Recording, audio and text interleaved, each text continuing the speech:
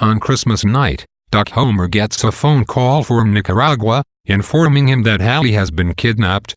Duck Homer confuses the information with memories of calls from the school when his daughters were in trouble, not even sure which daughter got in what kind of trouble. As the woman from Nicaragua explains in more detail what has happened to Hallie and what is being done to try to find her, Duck Homer takes in Hallie's real and present abduction. In her distress over Hallie's disappearance, Cody berates her students, trying to make them understand their relationship with the destructive forces of American industry. After class, just as she fears she may have gone too far in trying to explain chlorofluorocarbons and rainforest destruction all in one day, one of the students tells Cody that it is cool that she shows them how passionate she is about these issues. On her return from Santa Rosalia de Pueblo, Cody begins to have dinner with Duck Homer every night. Duck Homer is so upset by Hallie's disappearance that the little grip he still had on reality slips further away. He can still perform his routine functions, but he becomes ever more lost in his memories. In his confusion, he begins to talk to Cody about Lloyd but refers to their relationship of 20 years earlier.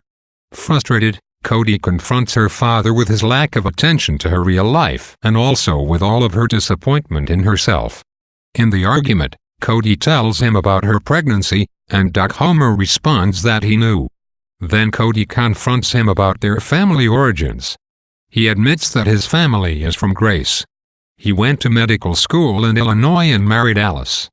But Alice's family despised Duck Homer, so they moved back to Grace. When Cody asks why they came back to Grace of all places, Duck Homer changes the subject. In school the next day, Cody apologizes to her class and tells them about Hallie. They have a much more calm discussion about the same topics. Friday, Cody stays home from school and tries to find out what has happened to Hallie. She is finally able to talk with the Nicaraguan Minister of Agriculture, but even he is only able to tell her that she is probably in a prison camp in Honduras. He tells her the person who could help her is the President of the United States. Letters from Hallie, that she posted weeks earlier, continue to arrive in the mail, but Cody doesn't open them.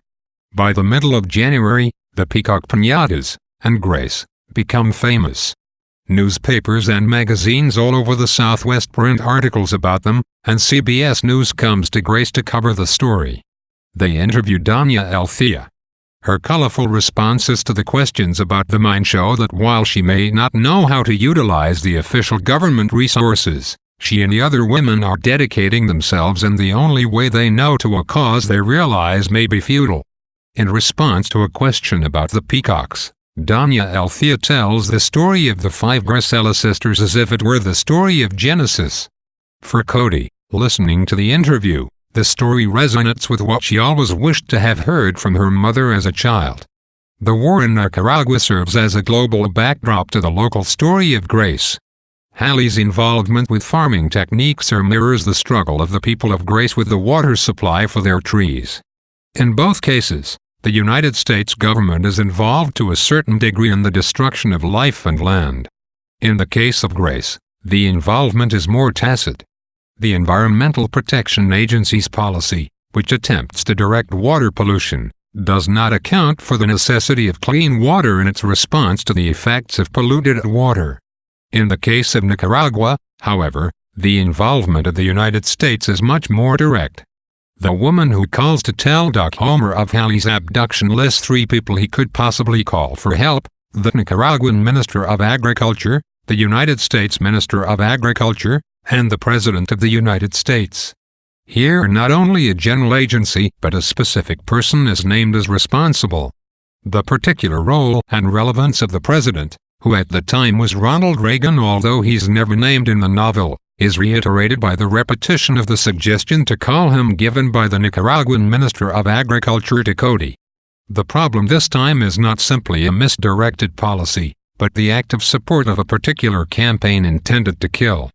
Hallie's letters as well as her abduction serve as a clear and strong condemnation of U.S. policy in Nicaragua in the 1980s. The reactions to Cody's various inquiries also point figures at the U.S. government. While she calls everyone she can think of, the only person to whom she speaks at length and more than once, and the only person who eventually provides material help in finding out what happened to Halley is the Nicaraguan Minister of Agriculture. In this way, the U.S. government is shown not only to have criminal policies, but also to refuse to acknowledge its accountability for its policies, even when they affect U.S. citizens.